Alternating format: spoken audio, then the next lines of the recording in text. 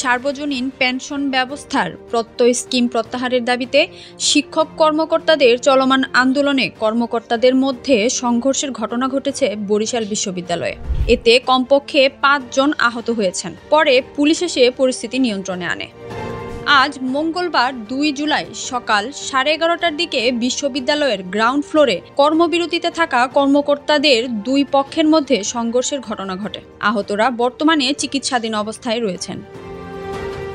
বর্তমানে বিশ্ববিদ্যালয়ের পরিবেশ শান্ত আছে বলে দাবি করেছেন বন্দর থানার ভারপ্রাপ্ত কর্মকর্তা। সার্বজনীন পেনশন স্কিম সংক্রান্ত বৈষম্যমূলক প্রজ্ঞাপন প্রত্যাহারের দাবিতে বরিশাল বিশ্ববিদ্যালয়ে দ্বিতীয় দিনের মতো সর্বাত্মক আন্দোলনের কর্মসূচি চলছে।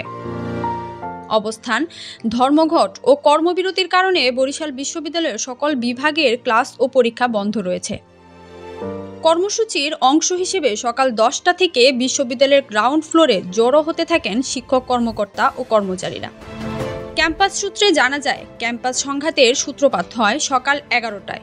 দ্বিতীয় দিনের মতো লাগাতার আন্দোলন শুরুর সময় ক্যাম্পাসে সদ্য প্রতিষ্ঠিত ডিরেক্ট অফিসার অ্যাসোসিয়েশনের কর্মকর্তাদের সাথে বিশ্ববিদ্যালয় অফিসার্স অ্যাসোসিয়েশনের ব্যানার টানানো ও বসার জায়গা নিয়ে তর্ক বিতর্ক হয়। এ সময় উভয় পক্ষ সংঘাতে লিপ্ত হয়, করা হয় চেয়ার ছোড়াছুড়ি। এতে উভয় পক্ষের অন্তত ৫ জন জখম হয়। পরে পুলিশ ও বিশ্ববিদ্যালয়ের শিক্ষকরা এসে পরিস্থিতি সামাল দেন এবং দুটি গ্রুপকে দুদিকে সরিয়ে দেন।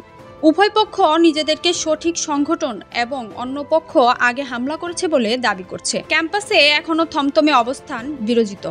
তাদের মতে প্রতিপক্ষ চলমান আন্দোলনকে বিঘ্ন ঘটাতে এমন হামলা চালিয়েছে। বরিশাল বিশ্ববিদ্যালয় অফিসার্স অ্যাসোসিয়েশনের সভাপতি বাহাউদ্দিন গোলাপ বলেন, চলমান আন্দোলনকে পেছন থেকে ছুরিকাঘাত করার জন্যই পরিকল্পিতভাবে ওরা এ কাজ করেছে। ববি ক্যাম্পাসে অবস্থান করার জন্য তাদের কোনো অনুমোদন নেই। দীপিকা ফিরোজ, দৈনিক সকালের দুনিয়া।